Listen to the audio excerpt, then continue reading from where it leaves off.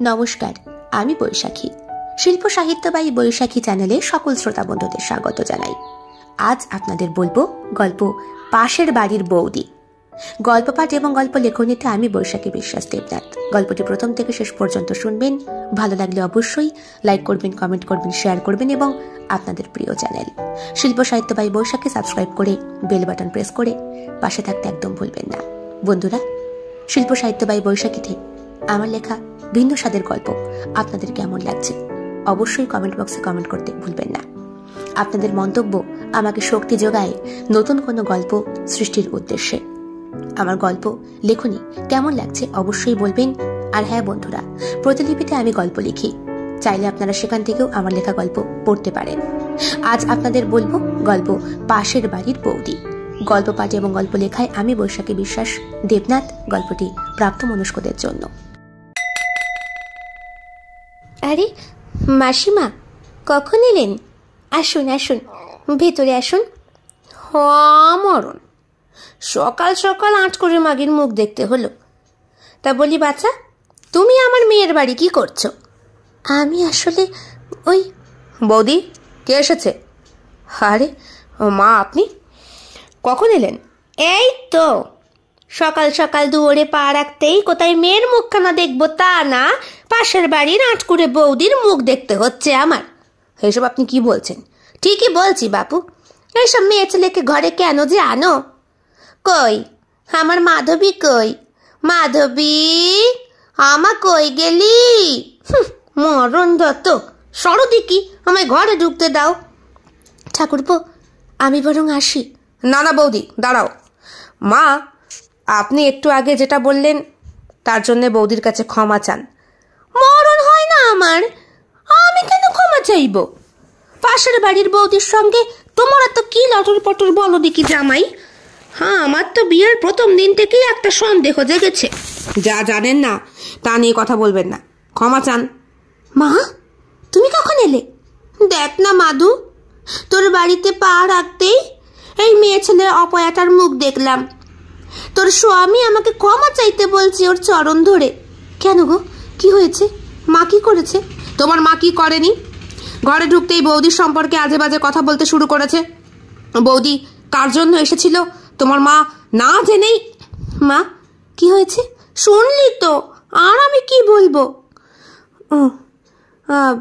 দিদি, তুমি বরং এখন যাও, আমার মা এসেছে তো, আমি দুটো গল্প গুজব করব।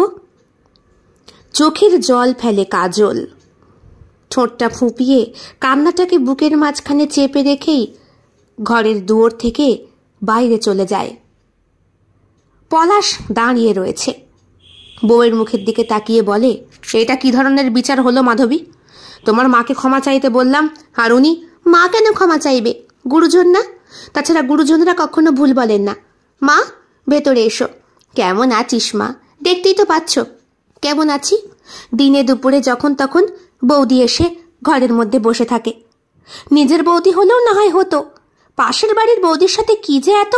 হ্যাঁ, আমিও তো তাই দেখছি, ছেনাল মাগি একটা। শোনো, তুমি হাঁ করে দাঁড়িয়ে কি দেখছো? বাজারে যাও, মা এসেছে। মা, আজকে থাকবে তো? হ্যাঁ, ভেবেছিলাম দেখা করে চলে যাব। এখন তো সংসারের যা হাল দেখছি তাতে মনে হচ্ছে 2-4 দিন আমায় থাকতেই হবে। তা বলি বাছা, ভালো ইলিশ মাছ পাওয়া যায় তো তোমাদের হাটে? সব অপমান ঢোক করে গিলে নিয়ে পলাশ মনে মনে ভাবে, 2 দিনের জন্য এসেছে, অনেক দূরে থাকে, মেয়ের বাড়িতে উনি আসা যাওয়া করতেই পারে। পাশের বাড়ির বৌদির থেকে শাশুড়ি মাটাই বেশি আপন, তাই ওনাকে চটিয়ে লাভ নেই। বয়স্ক মানুষ, এরকম ভুল তো হতেই পারে। বৌদির কাছে পরে ওনার হয়ে না হয় ক্ষমা চেয়ে নেব। কি হলো জামাই? হ্যাঁ, বলি ইলিশ মাছ পাওয়া যায়? শুনছো না মা কি বলছে? মা ইলিশ মাছ খেতে ভালোবাসে, তুমি তো জানো। যাও না, একটা বড় সাইজের ইলিশ মাছ নিয়ে এসো। আর শোনো, কচুর শাক আনবে, মাছের মাথা দিয়ে কচুর শাকের ঘন্ট করব। আর মাছটা কালো চিড়ে কাঁচা লঙ্কা ফোড়ন দিয়ে মশলা ছাড়া পাতলা করে ঝোল। খাবে তো মা? হ্যাঁ, রসিয়ে রসিয়ে কথা বললে তো আমাকে খাইয়েই দিলি রে মা। কি যে বলো। ভেতরে এসো। কেমন আছিস? এই আছি আর কি। সকালবেলায় তোমার জামাই বেরিয়ে যায়, ফেরে সেই রাত্রে। সারাদিন এই বাড়ির মধ্যে একা একা, মন ভালো লাগে না। একটা ছেলে বিয়ে হলে তো পারিস। বললেই কি হয় নাকি? তোমার জামাই এখনো সন্তান নিতে রাজি নয়। কেন? বিয়ে হয়েছে মাস 6 তো হলো, আর কত ফুর্তি করবে? আমি জানি না গো মা, বলছে আরো কয়েকদিন যাক। এখনই নাকি ও মানসিকভাবে প্রস্তুত নয়। মরণ! বাচ্চা হওয়ার জন্য আবার মানসিক প্রস্তুতি লাগে নাকি? বিয়ে হবে কোথায়? সবকিছু গরম গরম থাকতে একটা ফুটফুটে ছেলে হয়ে যাবে, তাকে বড় করে দিয়ে যাব নিজের কোলে পিঠে গড়ে, তবে না? সে তুমি না হয় তোমার জামাইকে বুঝিয়ে বলো। মা, বাবা কেমন আছে? আছে, ও এক মিনসে লোক। সারাদিন ঘরের মধ্যে বসে থাকবে আর পান চেবোবে। দে তো পানের ফিকটা একটু ফেলবো। তুমিও তো খাচ্ছ। হ্যাঁ, তোর বাবাই তো অভ্যাসটা গড়িয়েছে। তা বলি, স্বামী আদর টাদর করে তো? কি যে বলো, লজ লাগে না? লাজের কি আছে রে? বিয়ে হয়েছে, স্বামীর আদর খাবি, এটা তো শুনতে চাই। সব বাবা মাই চায় তুই ওকে আঁকড়ে ধরে বেঁচে থাক, ভালো থাক।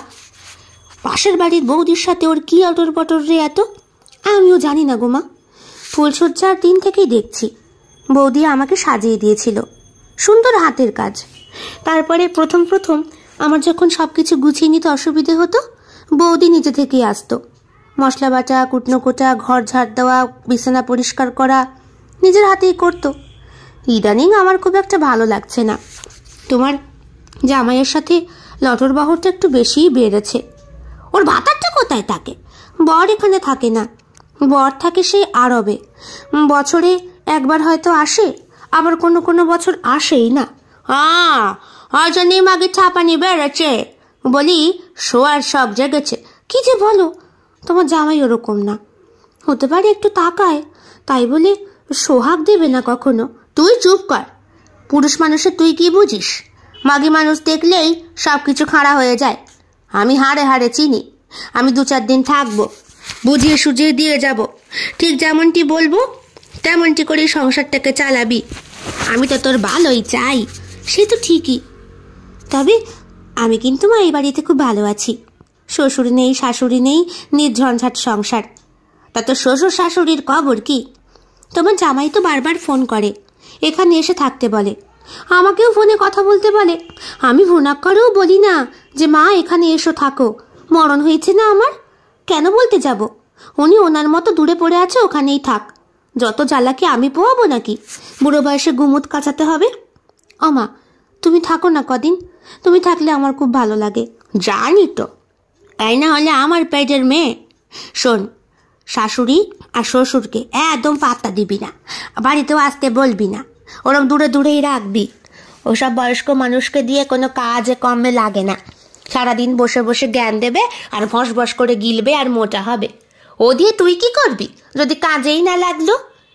তা বলি রে মা, অনেকক্ষণ হয়েছে এসেছি, তো চা দিবি? হ্যাঁ মা, বসো, আমি চা করে দিচ্ছি।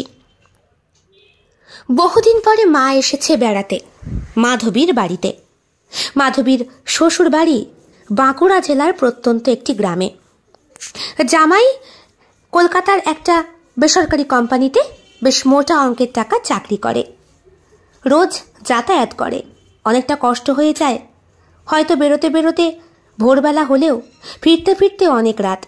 ঘুমানোর সময় বেচারা খুব একটা পায় না, আর যেটুকু সময় পায় মাধবীর খিটখিটানিতেই কেটে যায়। তবুও হাসি খুশির মাঝখানেই দিনগুলো ভালোই কাটে। বিয়ের পর পর মাধবীর শ্বশুর শাশুড়ি এইখানে এসেই থাকতেন, কিন্তু 2-1 দিনের মাথাতেই শাশুড়ি শ্বশুর কিছুর একটা আঁচ পেয়ে সেই যে গেছেন আর আসার নাম নেই। ওনারাও থাকেন পুরুলিয়াতে, কাছাকাছি হলে কি হবে, একবারও আসেন না। বারবার পলাশ ফোন করে বাবা মাকে আসতে বললে ওনারা বলে, না রে বাবা, তোর বাড়িতে ঘর কম, 2টো মাত্র ঘর, একটা ঘরে ঠাকুর থাকে, একটা ঘরে তোরা, আমরা গেলে তোরা শুবি কোথায়? নতুন নতুন বিয়ে হয়েছে, একটা ছেলেপুলে হোক, তারপর না গিয়ে কদিন থেকে আসবো। কি যে বলো মা, ছোট ঘর বলে কি থাকা যায় না নাকি? একটা কথা শোনোনি, যদি হয় সুজন, তেঁতুল পাতায় নজন। ওসব কাব্যিকতা বাবা, বাস্তবে হয় না। আসলে মাধবীর খারাপ ব্যবহার শাশুড়িকে ভাবিয়ে তুলেছিল। প্রথম 2 দিন ফুলশয্যার পরপর যখন সে বুঝেছিল খাটে শোবে ওরা আর মেঝেতে শোবেন শ্বশুর শাশুড়ি, তখনই একটা বিব্রত ভাব হয়েছিল মাধবীর। ফুলশয্যার রাতটা বেশ স্বপ্নের মতো কেটে গেলেও পরের দিন রাতে স্বামীকে কাছে না পেয়ে মাথাটা গরম হয়ে গিয়েছিল ওর। অষ্টমঙ্গলায় বাপের বাড়ি যাওয়ার আগে শাশুড়ির দিকে তাকিয়ে এমন কটাক্ষ করেছিল যে শাশুড়িও চোখের ভাষা বুঝে পাতালি গুটিয়ে অষ্টমঙ্গলায় ও বাড়ি ফেরার আগেই শাশুড়ি কেটে উঠেছিল পুরুলিয়া ওনার শ্বশুরের ভিটে। সেই থেকেই নিজের সংসারটাকে বেশ একা হাতে গুছিয়ে নিয়েছে মাধবী। পাশের বাড়ির বৌদি ওকে খুব ভালোবাসে, আসে, কাজকর্ম করে, ওর মশলা বাটা কুটনো কোটা নিজের হাতে করে দেয়। বৌদির বাড়িতে শাশুড়ি শ্বশুর সবাই রয়েছে, নেই শুধু স্বামীটা। সে থাকে আরবে, বছরে একবার আসে। তবে এখনো পর্যন্ত এই 6 মাসে মাধবী ওর বর থেকে চোখে দেখেনি। ফোনে নাকি কথা হয়, ভিডিও কলেও। তবে মাধবীর একটা সন্দেহ জাগে মনের মধ্যে, আদৌ কি সত্যি? মাধবী অপার্থিব সুন্দরী একটি রমণী, গায়ের রং একটু কালো, তবে মাথার ঘন চুল আর টোল পড়া হাসি, উজ্জ্বল চোখ দুটো, আর ওর কালোর মধ্যেও রক্তবর্ণ বক্ষ যুগলের খয়েরি বৃন্ত দুটো আকর্ষিত করে রাখে ওর স্বামী পলাশকে। আর পলাশও ওর সঙ্গে বেশ মানানসই। গায়ের রং খুব একটা উজ্জ্বল না হলেও একটা চাকচিক্য ভাব আছে। পাতলা গরম পাঞ্জাবি পাজামা পরে ঘরে থাকে, চোখে একটা হালকা পাওয়ারের চশমা। দেখলে বেশ শিক্ষিত শিক্ষিত হাবভাবই মনে হয়। মাধবীও যে পড়াশোনা জানে না তা নয়, মাধ্যমিক পাশ করেছে, ওই পর্যন্তই, আর পড়া হয়নি। মাধবীর বাড়িতে মাধবী একমাত্র মেয়ে। ওর বাবা চাষাবাদ করেন, বাড়িতে গরু মোষ সব কিছু আছে। তবে মাধবীর বাড়িতে ওর মাই সব কিছু। শাশুড়িটি মাধবীর থেকে ঠিক উল্টোটি দেখতে, ফর্সা টকটকে গায়ের রং, মাথার চুলগুলো কাঁধ পর্যন্ত, চেহারায় বেশ কুমড়ো আকৃতির। যখন কোনো রিকশায় চেপে বসেন তখন পাশে বসার মতো জায়গা কারোর থাকে না। গলার ভয়েসটা কেমন যেন পুরুষালী পুরুষালী, হাবভাবগুলো হস্তিনী মেয়ে ছেলেদের মতো। কথায় বার্তায় খালি গালাগালি দেয় আর নিজেকেই সর্বে সর্বা সব জানতা বলে মনে করে। ওনার একটা ধমকের কাছে মাধবীর বাবা সম্পূর্ণ চুপ, ভেজা বেড়াল। সংসারে ওনার কথা ছাড়া আর কোনো কথা হয় না। ওনার বাড়ির আশেপাশে একটা কাকপক্ষীও ওনার পারমিশন ছাড়া উড়ে বসতে পারে না। মা, তোমার চা দে দে। কোথায় ভেবেছিলাম মেয়ের শহরে বিয়ে হবে, জামাই কলকাতায় চাকরি করে, ভাবলাম বিয়ের পরে তোকে নিয়ে চলে যাবে। হো বাবা, তা না, সে এই ভিটে আঁকড়ে ধরে পড়ে আছে। কি না, এটা ওর দাদুর ভিটে, আর পুরুলিয়াতে ওর ঠাকুরদার ভিটে। কোনোটাই বাপু ছাড়বেন না। বলি, এইখানকার ভিটে বাড়ি বিক্রি করলে তো খুব একটা দাম পাওয়া যাবে না। বেচে বর্তে কলকাতায় ওই যে ফিলাট না কি বলে, ওইসবে গিয়ে থাকলেই তো পারতিস, একা একা থাকতিস, আর এই বৌদির চক্করেও থাকতে হতো না। সে কি আর কম বলেছি মা? অনেক বলেছি। তোমার জামাই শোনে না, ওর এখানে থাকতেই ভালো লাগে। বৌদির কাছে আমাকে নিশ্চিন্তে নাকি ছেড়ে যেতে পারে, আর বৌদিও নাকি আমাকে চোখে চোখে আগলে রাখে। কি জানি বাপু, যখন আমি ঘরে একা থাকি তখন তো মানুষটা আসেই না, যখন ও আসে সঙ্গে সঙ্গে দৌড়ে দৌড়ে চলে আসে। আজ পুঁটি মাছের চচ্চড়ি, কাল খাসির মাংস, পরশু আমের আচার, লেগেই আছে একটা না একটা, রেগুলার কিছু না কিছু দিয়ে যাচ্ছে। আর তোমার জামাইটিও হাপিত্তেশ করে সেগুলোকে গিলছে। তুই কিছু বলতে পারিস না? কি বলবো? বললেই বলে আমি নাকি বাজে একটা মেয়ে, আমার মন নাকি কুটিল, স্বার্থপর, এইসব বলেছে। হ্যাঁ, আসুক, আজ আসুক, আজ ওর একদিন কি আমার। কিছুক্ষণ পরে পলাশ এক থলে বাজার করে নিয়ে আসে। 2টো দেশি মুরগি নিয়ে এসেছে, আর নিয়ে এসেছে একটা বড় সাইজের ইলিশ মাছ।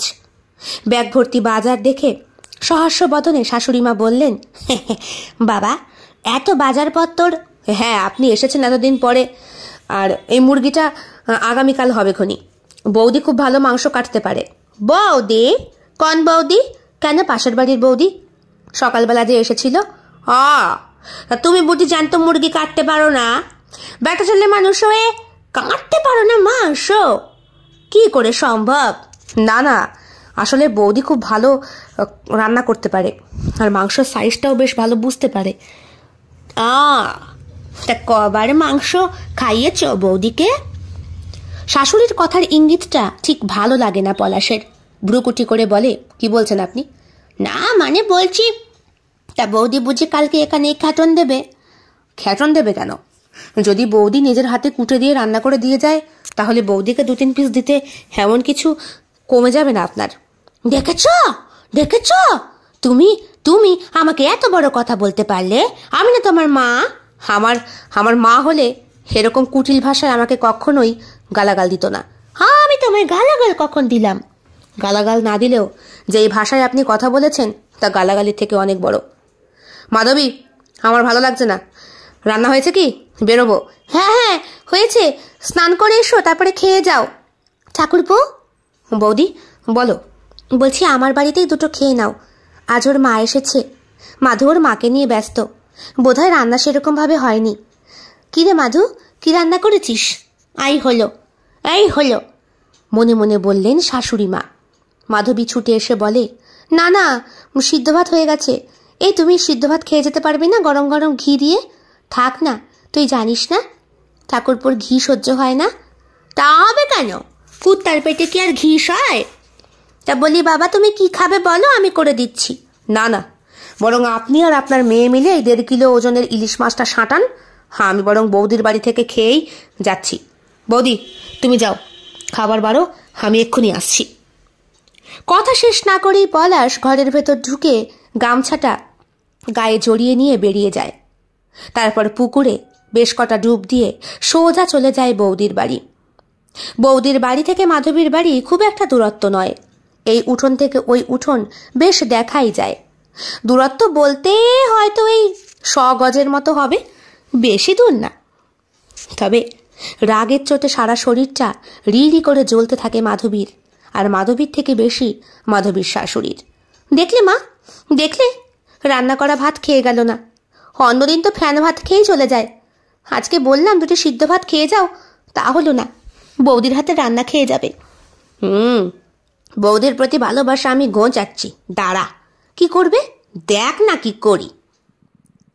সেই দিন বেশ রাত হয়েছে পলাশের বাড়ি ফিরতে। বাড়ি ফিরেই পলাশ বলে, বৌদি এসছিল? বৌদি কেন আসবে? তুমি যখন বাড়ি থাকো না তখন বুঝি উনি আসেন? যেটা জিজ্ঞেস করছি শুধু সেইটুকুর উত্তর দাও। বৌদি এসেছিল? না না, আসেনি। দা বলি বাবা, এসে বউয়ের খোঁজ না নিয়ে বৌদির খোঁজ নিচ্ছ, কি ব্যাপার? দেখুন মা, আপনি কয়েকদিনের জন্য বেড়াতে এসেছেন, ভালো কথা। মেয়ের বাড়িতে আপনি থাকবেন অবশ্যই, আমি না করিনি। মাধবীর মা মানে আমারও মা। তার মানে এই নয় আমার ব্যক্তিগত জীবনেও আপনি প্রবেশ করবেন, অথবা আমার ব্যক্তিগত জীবনের কোনো গোপন কথা আপনাকে বলবো। বৌদির সাথে আমার সম্পর্কটা কি সেটা আপনাদের না জানলেও চলবে। মা দেখেছ, আমার কপালটা পুড়েছে মা। কেন তুমি দেখে শুনে বিয়ে দাওনি? তাই তো দেখছি। তা বলি বাবা, এমন করলে তো আর সংসার চলে না। কি করেছি আমি? কি করেছি? ওর ভাত কাপড় থাকা খাওয়া কোনো কিছুর অভাব রাখিনি। মাস হলে মাইনেটা ওর হাতেই আমি তুলে দিই। আপনি কোথা থেকে আমার সংসারের খামতি দেখতে পাচ্ছেন? বলে আবার রাগের চোটে ব্যাগ থেকে কি একটা পার্সেল মতো বার করে পলাশ সোজা হাঁটা লাগায় বৌদির বাড়ির দিকে।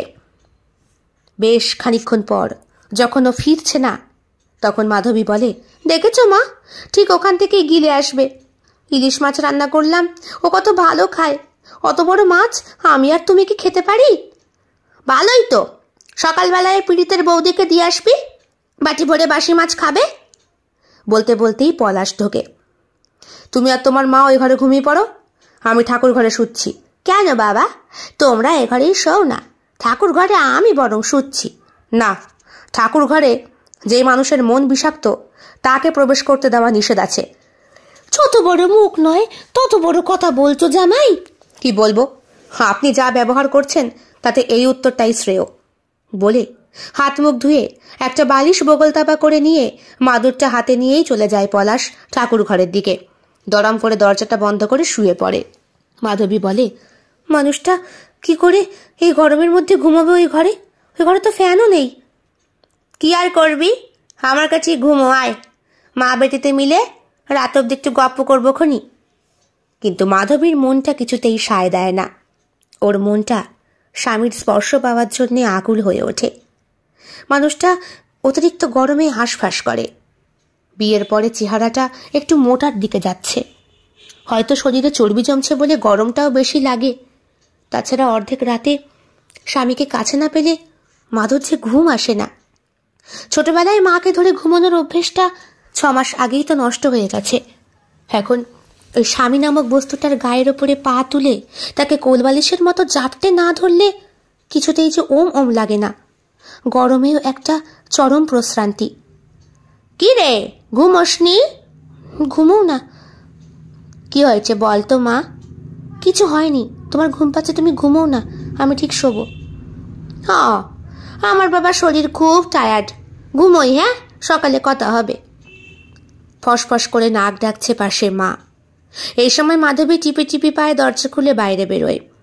ঠাকুর ঘরের দরজা সেই দিকে আগাতে যাবে, অমনি দেখে দরজাটা হাঁট করে খোলা। বাড়ির মেন দরজাটাও খোলা। কি ব্যাপার? তাহলে কি বাথরুমে গিয়েছে পলাশ? বাথরুমটা তো খানিকটা দূরে, গ্রামগঞ্জের এলাকার বাড়ি, পাকা বাড়ি, ছাদ দেওয়া, তবুও অ্যাটাচ পায়খানা বাথরুম নেই। খানিকক্ষণ চুপ করে গোঁ ধরে বসে থাকে মাধবী। তারপরে ভাবে, থাক, গিয়ে শুয়ে পড়ি। রাত্রেবেলা ওর আবার ভূতের ভয়টা প্রচণ্ড। ক্যাচ করে দরজা খোলার শব্দ হতেই দেখে পলাশ ঘরে আসছে। কি গো, তুমি কোথায় গিয়েছিলে? তুমি এখনো ঘুমোওনি? ঘুম আসছে না।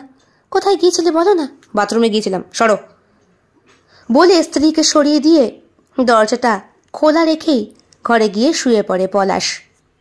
স্বামীর অভিমানটা বুঝতে পারে না মাধবী। দরজাটা খোলার মানেই তো হলো এই, দরজা খুলে রেখেছি, তুমি আমার কাছে এসো। কিন্তু মাধবী উল্টো রাগ দেখিয়ে পাছা ফুলিয়ে চলে যায় নিজের মায়ের কাছে। পরের দিন সকালবেলায় ঘুমটা ভাঙতে মাধবীর একটু বেলা হয়ে যায়।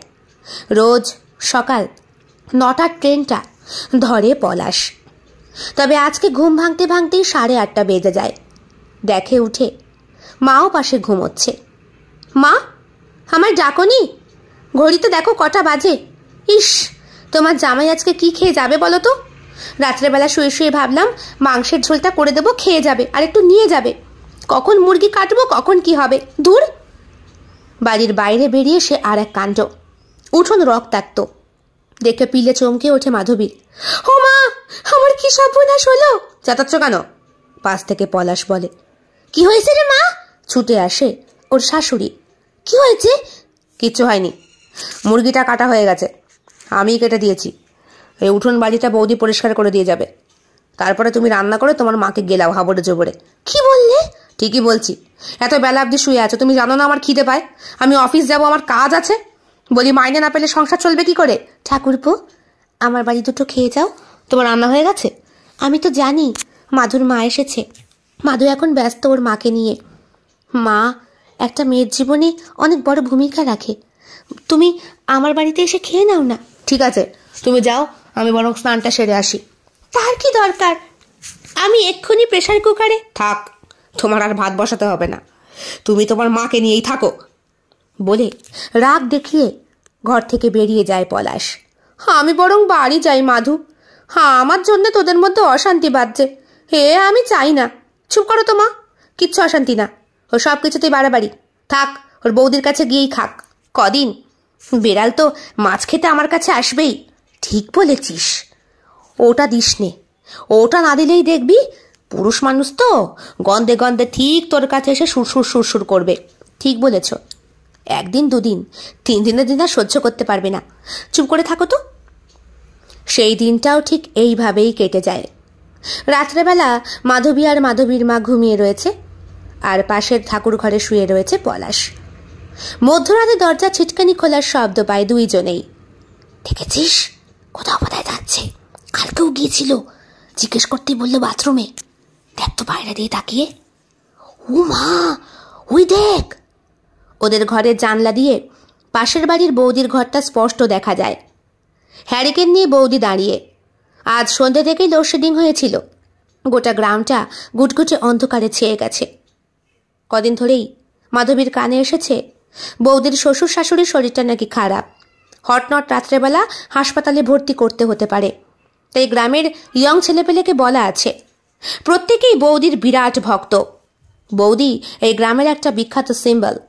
বৌদির ব্যবহারে চলে নাকি এত সুন্দর আচরণ, এত বন্ধুত্বসুলভ ব্যবহার যে কোনো মানুষই ওনার সঙ্গে পটে যেতে পারে। তবে বৌদি সম্পর্কে মাধবীর একটা খারাপ একটা মনোবৃত্তি রয়েছে। ওর মাই বলেছিল, তোর বাপটাকে সবসময় চোখে চোখে রাখি, কেন জানিস? চুকচুক চুকচুক করে পাশের বাড়ির বৌদির সঙ্গে বিড়ালের মতো। মা, বাবার সম্পর্কে এরকম কথা বলতে তোমার লজ্জা করছে না? লজ্জার কি আছে? বৌদি জাতগুলি ওই রকম হয়। পর খেকো, পরকিয়া করে, হারামি মাগি। শুধু নিজের বোন নয়, অপরের ভাতারের দিকে চুকচুকানি নজর। বলি সেটা ভেঙে দিতে হয় মেরে একেবারে। মা, কি করছো? বাবা শুনতে পাবে। পাক, আজ বাদে কাল তোর বে। সাবধানে রাখবি, ভাতারটাকে আঁচলের মধ্যে বেঁধে রাখবি, বুঝলি? আর হ্যাঁ, যখনই এদিক ওদিক করবে তখনই ওইটে আর দিবি না। ওইটে না দিলে দেখবি সুরসুর করে তোর কাছে এসে বিড়ালের মতো পা চাটছে। জিভ একবার যদি মাছের স্বাদ পায় না, তখন চাটার জন্য সবসময় জিভ বের করে রেখে দেয়। তোর বাপটাকে তো আমি এইভাবেই শায়েস্তা করি, দেখিস না এখন আমার কথাই সব কথা। বাধ্য মেয়ের মতো ঘাড় নেড়েছিল মাধবী। এখন দেখছে মায়ের কথা সব কটাই সত্যি। মা জীবনে সংসার করে অভ্যস্ত একজন মানুষ। মাধবীর তো নতুন সংসার, বুঝতে তো একটু সময় লাগবে। ওমা ওমা, ওই দেখো তোমার জামাই। আমার কপালটা পুড়লো মা, আমার কপালটা পুড়লো। খাদিস নে, যখন ফেরত আসবে তখন কানটি চেপে ধরবো। প্রায় মিনিট 15-20 পরে পলাশ ফিরে আসে। আর ফেরার সঙ্গে সঙ্গেই অশান্তির মুখোমুখি হয়। কোথায় গিয়েছিলে? বৌদির বাড়ি। এত রেতে তুমি বৌদির বাড়ি কি করতে গিয়েছিলে? যা বোঝো না তা নিয়ে কথা বলো না। বলি কেন গিয়েছিলে বলো? আগেই নিজের মেয়েকে শিখিয়ে দিয়েছিল শাশুড়ি মা। শোন মাধু, আমি যে সব জানি বলবি নে, বললে জামাই লজ্জা পাবে। তুই দেখেছিস এমনভাবেই উঠবি। আমি কিন্তু বেঘরে ঘুমানোর মতো শুয়ে থাকবো, তোদের কথাগুলো শুনবো। যদি বেপাস তোকে কিছু বলে তখন কিছু শিখিয়ে দেব, নাহলে কিন্তু আমি উঠবো না। যদি দেখি তোর সঙ্গে সুরসুর করে ঠাকুর ঘরে দরজা বন্ধ করে দিল, তাহলে বুঝবো সব ঠিক। আর যদি দেখি তর্ক করছে, তখন তুই আমায় ডাকবি, আমি উঠবো ঘুম থেকে, কেমন? ঠিক আছে। কোথায় গিয়েছিলে বলো? রাত্রেবেলা কি করছো সব? পাড়ার লোকে জেগে যাবে। জাগুক, তোমার নষ্টামি দেখুক সবাই। আরে বাবা, আমি বৌদির বাড়ি গিয়েছিলাম। কেন গিয়েছিলে? দম দিতে। তুমি বৌদিকে দম দিতে গিয়েছিলে? হ্যাঁ, আমি ছাড়া বৌদিকে দম দেবে কে? বৌদির বরটা নেই বাড়ি, শ্বশুর শাশুড়ি সবাই অসুস্থ। তাছাড়া মেসোমশাইকে হয়তো কদিনের মধ্যে হাসপাতালে ভর্তি করতে হতে পারে। তাই বৌদিকে খানিকক্ষণ দম দিয়ে এলাম। এখন বৌদি অনেকটা ভালো আছে। তা তো থাকবেই, দম দিয়ে এসেছ। ডাকা মেরো না, সরো, আমার খুব টায়ার্ড লাগছে। টায়ার্ড তো লাগবে। ও মা, কে হয়েছে রে? ও মা, কি বলছে তোমার জামাই? হ্যাঁ, ঘরের সংসারের কথা পরের লোককেও জানাও। ভাল লাগে না আমার এই সংসার করতে। দরজাটা মুখের ওপরে বন্ধ করে দেয় পলাশ। সারা রাত ধরে কাঁদে মাধবী, কিছুই বরকে বলতে পারে না। পরের দিন খুব সকাল সকাল ঘুম থেকে ওঠে, হাত পুড়িয়ে রান্না করে। মাও হাতে হাতে সাহায্য করছে। পলাশ ঘুম থেকে উঠেই জোরে একটা হাই তুলে, ওদি। বলো ঠাকুরপো, কেমন আছো? অনেকটা ভালো। তুমি দম দিলে বেশ ভালো লাগছে, রিল্যাক্স ফিল হচ্ছে। দাদাকে বলেছ? বলেছি, সেও বলেছে রোজ যেন তুমি এভাবে দম দিয়ে যাও। আমার ভালোটাই তো সে চায়, কতদিন আসতে পারে না। দেখেছো মা, দেখেছো কিরম পর্বতারি মাগি আমার বাচ্চাকে দিয়ে দম দেওয়াচ্ছে। কাঁদিস নে, আজকে রাতটা দেখবো, হাতে নাতে ধরবো, ওর দম দেওয়া দেখবো, তারপর দেখিস। ওসব আমি দু চোখে দেখতে পারবো না। আমি আমার বরকে অন্য মেয়ের সঙ্গে শুতে দেখতে পারবো না। তাকে আবার দম দিচ্ছে, বলে কিনা দম দেবে। ঠাকুরপো, ঠিক আছে বৌদি, বলতে হবে না, রান্না করেছো তো, আমি যাচ্ছি। এই মাধু, আমার জন্য রান্না করতে হবে না, তুমি তোমার মাকে পাঁচা উপুত করে খাওয়াও রান্না করে করে। এসব তুমি কি বলছো? ঠিকই বলছি। সঠিকটা না বুঝে জেনে শুনে যে মানুষ সন্দেহ করে তাকে এরকমই বলতে হয়। পলাশ কাজে চলে যায়। সেই দিন বৌদির ওপরে ভালোভাবে নজরদারি করে মাধবীর মা এবং মাধবী। নাওয়া খাওয়া ফেলে এরোর বাড়িতে গিয়ে বৌদির সম্পর্কে একথা কুকথা শোনার জন্যে কান পেতে বসে থাকে, কিন্তু কেউই কোনো খারাপ মন্তব্য করে না। একজন তো বলেই বসে, উমা লক্ষ্মীমন্তর বৌমা, গ্রামে এরকম বউ হয় না, স্বচ্ছ চরিত্রের মেয়ে মানুষ, এতগুলো দেওর ঠাকুরপো জ্ঞাতিগোষ্ঠীতে ভর্তি, কেউ কোনোদিনও চরিত্রে দাগ লাগাতে পেরেছে নাকি? পবিত্র একটা রমণী, ওর স্বামী ওকে ধোয়া তুলসী পাতা করে রেখেছে। মরণ, ধোয়া তুলসী পাতা না প্রতিদিন আমার বর গিয়ে দম দিয়ে আসে, নিজের কানে এসব শুনতে হয়, এটাকে আমার মরণ কেন হলো না? সেই দিন রাত্রেবেলা ঠিক একই রকম ভাবে পলাশ চলে যায় হাতে একটা ছোট্ট বাক্স মতো নিয়ে। মাধবী মনে মনে ভাবে, হে বোধহয় নিরোধক, সন্তান যাতে না আসে তার জন্যে। তবে ওই বউটার বটটাই বা কিরকম, বলে কিনা দম খেতে। ছি! মা, তুমি যাবে না আমি সচক্ষে দেখে আসবো? দেখ মা, এই বুড়ো বয়সে ওইসব দৃশ্য আর সহ্য হবে না, তুই বরং দেখে আয়, তারপরে গ্রামের সালিশি সভা ডেকে তোর স্বামী আর বৌদিটাকে না হয় ঠিক আছে, তাহলে আমি সচক্ষে দেখে আসি। কত দমও দিতে পারে ওর দৌড় তো আমি জানি, 2 থেকে 3 মিনিট, তার বেশি কখনো পারে না। আর এবেলা দেখো 15-20 মিনিট হয়ে যায়, দম পুরায় না। কাঁদতে কাঁদতে মাধবী চলে যায়। বৌদির ঘরে লণ্ঠনের আলো জ্বলছে। তবে এ কি, ঘরের সামনে দাঁড়িয়ে যা দৃশ্য মাধবী দেখে তাতে ওর চক্ষু ছানা বড়া হয়ে যাওয়ার জোগাড়। পরের দিন সকালবেলা শাশুড়ি মায়ের উপস্থিতিতে পঞ্চায়েত প্রধান এসেছেন আর সালিশি সভা বসেছে। চেয়ার পেতে মাঝখানে বসানো হয়েছে উমারানী আর পলাশকে। কেউই ওদের সম্পর্কে খারাপ মন্তব্য না করিলেও শাশুড়ি মা বললেন, দেখো বাবা, মেয়েকে বিয়ে দিয়েছি, ভালো ছেলে ভেবে, ওর বাবা মাকে খবর দেওয়া হয়েছে, আসবে খুব শিগগিরই। এরম চরিত্রহীন ছেলের সঙ্গে আমার মেয়ে সংসার করতে পারবে না। হয় এই বউকে গ্রাম থেকে উচ্ছেদ করো, না হয় আমার মেয়ের একটা সুবিচার করো। মাসিমা, কি হয়েছে না জানে কিভাবে? কি রে মাধু, বল বল কি হয়েছে? চুপ করে বসে রয়েছে মাধবী। গতকাল রাত্রি থেকেই কপালের সিঁদুর লেপটে গেছে, মাথার চুল এলোমেলো, নাওয়া খাওয়া কিচ্ছু হয়নি সকাল পর্যন্ত। চুপচাপ ভাবছে বসে মাধবী। পলাশের ঠোঁটে এক চিলতে হাসি খেলা করছে। উমা রানীও মাথা নিচু করে বসে রয়েছে। পায়ের আঙুট আর নুপুর পরা পায়ের আঙুল দুটো বারবার মাটির মেঝেতে ঘষছে।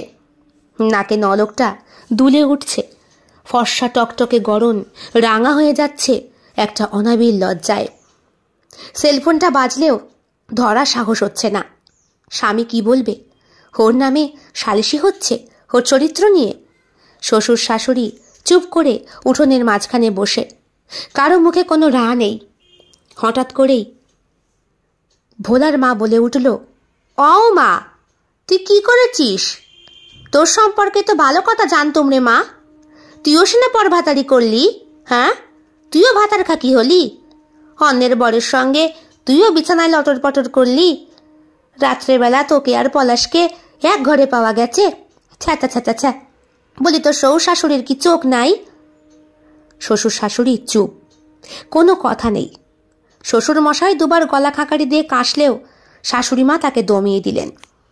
এরপরে আর একজন, মানে পচা কাকা বলে উঠলেন, ছি পলাশ, শিক্ষিত ছেলে জানতাম তোকে, গ্রামের গর্ব তুই, কলকাতায় চাকরি করিস, কত টাকা মাইনে পাস, লক্ষ্মীমন্তর বউ তোর, কত সুন্দরী বৌমা আমাদের, আর তুই কিনা সংসারটা পোড়ালি, পাশের বাড়ির বৌদির সঙ্গে শুয়ে তুইও। চুপ করুন, আপনারা চুপ করুন, বলে ওঠে মাধবী। এসব কথা আমি আর কানে নিতে পারছি না, চুপ করুন। আমার স্বামী কিচ্ছু করেনি, বৌদিও কিচ্ছু করেনি, দুইজন নির্দোষ। যা দোষ করেছে আমার মা। আমার সংসারে নিয়ে লাগানি ভাগানি করেছে, আমার কান ভাঙানি করেছে, আমার মন ভেঙেছে। যা শাস্তি দেওয়ার আমার মাকে দেবেন। মাধু, কি কইতাছিস তুই? ঠিকই বলছি। আমি কালকে যা দেখেছি তা দেখে আমার চক্ষু ধন্য হয়ে গেছে। এমন দৃশ্য আমি রোজ দেখতে চাই। হ্যাঁ, আমার স্বামীর সঙ্গে আমি বৌদিকে রোজ দেখতে চাই। আমার স্বামী বৌদিকে যেভাবে অক্সিজেন দিচ্ছিল আমি দেখতে চাই। বৌদি বিছানায় ছটফট করে যেভাবে গোঙাচ্ছিল একটু নিঃশ্বাস নেওয়ার জন্য, আমি সেই দৃশ্য দেখতে চাই। বৌদি মরেই যাচ্ছিল, অক্সিজেন না দিলে হয়তো বাঁচত না। এই অক্সিজেন সিলিন্ডার, মাস্ক সব ওই নিয়ে এসেছে। আমার মনে পড়েছে, আমি ভেবেছিলাম বোধহয় শ্বশুর শাশুড়ির জন্যে, কিন্তু না, কারণ সেখানে জ্যাঠা জেঠিমা সবাই উপস্থিত ছিলেন। বৌদির অ্যাস্থেমার প্রবলেম, রাত হলে বাড়ে, বিশেষ করে ভোর রাতের দিকে। যার স্বামী কাছে নেই সে তো দেওরের কাছ থেকে এইটুকু আশা করতেই পারে। আর এই সুন্দর সম্পর্কটাকে নষ্ট করেছে আমার মা। আমার মনে খারাপ সন্দেহের বীজ বপন করেছে। বৌদি আমার দিদির মতো, আমায় খুব স্নেহ করে, ভালোবাসে। আমি এই কলঙ্ক বৌদির নামে কিচ্ছুতেই দিতে পারবো না। সবাই তাকিয়ে রয়েছে পলাশ আর উমার দিকে। এতক্ষণে উমার চোখের বাড়িধারা কান্নার আকারে ঝরে পড়ল। হাউমাউ করে কেঁদে উঠল উমা। আকাশের দিকে তাকিয়ে করজোর করে কাকে যেন ধন্যবাদ জানালো। সেই দিনের পর থেকে শাশুড়ি এই বাড়ি মুখো হয়নি। প্রায় তাড়িয়ে দেওয়ার মতোই মাধবী নিজে ওর মাকে বলেছে, যেই দিন নিজের মনোবৃত্তি ঠিক করতে পারবে সেই দিন এসো। বাবাকেও তুমি এসব খারাপ সন্দেহ করো। আসলে তুমি মেয়ে ছেলেটাই খারাপ। কি বললি? ঠিকই বলেছি। নিজের মনোবৃত্তি যার ঠিক নেই সে অন্যকে সন্দেহ করে। তুমি খুব খারাপ, খুব খারাপ মা। যবে তোমার মনোবৃত্তি ঠিক হবে তবে তুমি আমার সংসারে আসবে, নচেত আমার সংসারে খবরদার একদম নাক গলাতে আসবে না। এই আমি তোমায় স্পষ্ট বলে রাখলাম। মেয়ের মুখে অপমানসূচক আচরণের কথা শুনে দুঃখে পরাণটা ফেটে যায় ওর। বাক্স প্যাটরা গুছিয়ে নিয়ে চলে যায়, বলে, কোনোদিন আসবো না, কোনোদিন আসবো না। মনে রাখিস, মা সবসময় সত্যি বলে। ওই ভাতালের পাল্লায় পড়ে তুই আজকে তোর মাকে অবহেলা করলি। কোনোদিন আসবো না আমি তোর সংসারে। সালিশি সভার সবাই চলে যায় যে যার বাড়ি। পায়ে ধরে ক্ষমা চায় মাধবী বৌদির। উমা বলে, থাক থাক, তুমি নিজের ভুলটা বুঝেছ, এটাই তো অনেক। কি বলবো বলো তো বৌদি, এই পাশের বাড়ির বৌদি নিয়ে সবাই খুব খারাপ ভাবে। তুমি দেখতে সুন্দরী, বর থাকে না, তোমার দেওর ভাসুর সবাই তোমার সঙ্গে, হয়তো আমি খুব খারাপ বৌদি। তুমি পারলে আমায় দুটো চড় মারো, কিন্তু আমাকে নিজের থেকে দূরে সরিয়ে দিও না। কি যে বলিস, কেন দূরে সরাবো? তুই না আমার বোন। ঠাকুরপো, ওকে ঘরে নিয়ে যাও। আজকে বোধহয় আমার আর অসুবিধে হবে না, আমি নিজেই পারবো দিতে। না না, ও গিয়ে দিয়ে আসবে। কি দরকার, যেটা একা একা পারো না তার জন্য তো লোক লাগে নাকি? সেই দিন রাত্রেবেলা স্ত্রীকে অনেকক্ষণ আদর সোহাগ করার পরে ঘড়ির কাঁটায় যখন 2টো বাজে, তখন মাধবীকে পলাশ বলে, সৌ, আমি আসি।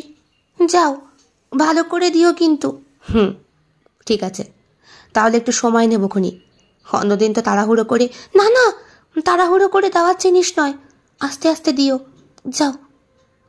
দরজাটা বন্ধ করে দিয়ে যাবো বাইরে থেকে? দিয়ে যেও। বাথরুম চাপলে চেপে রাখবো খুনি। দরজাটা তুমি বরং ভেতর থেকে ছিটকানি দিয়ে নাও, আমি আসি। তুমি দিয়ে যাও না, আমার ঘুম পাচ্ছে, আমি উঠবো না। সত্যি তো? বাইরে থেকে ছিটকানি বন্ধ করে হাসি মুখে পলাশ হাঁটা দেয় বৌদির বাড়ির উদ্দেশ্যে।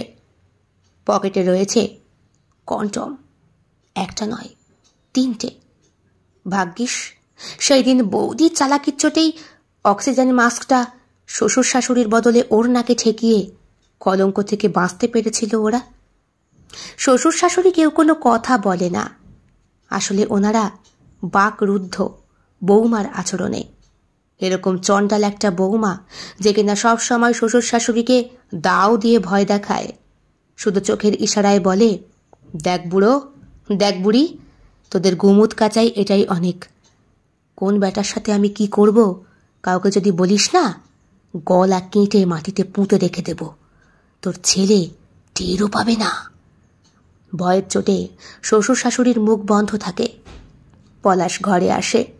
বৌদি জড়িয়ে ধরে, এলোপাতাড়ি চুম্বন করে আর বলে, আজকে জানলাটা বন্ধ করে দিই, তোমার বউটা যদি আসে। আসতে পারবে না, দরজায় তালা দিয়ে চাবি পকেটে করে নিয়ে এসেছি। এখন এসো তো, কতদিন একটু ভালো করে আদর করি না, কতদিন তোমাকে দম দিই না।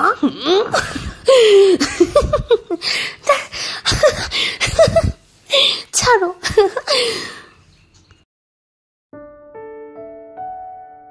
কেমন লেগেছে আজকের নিবেদন? কমেন্ট বক্সে কমেন্ট করতে কেউ ভুলবেন না।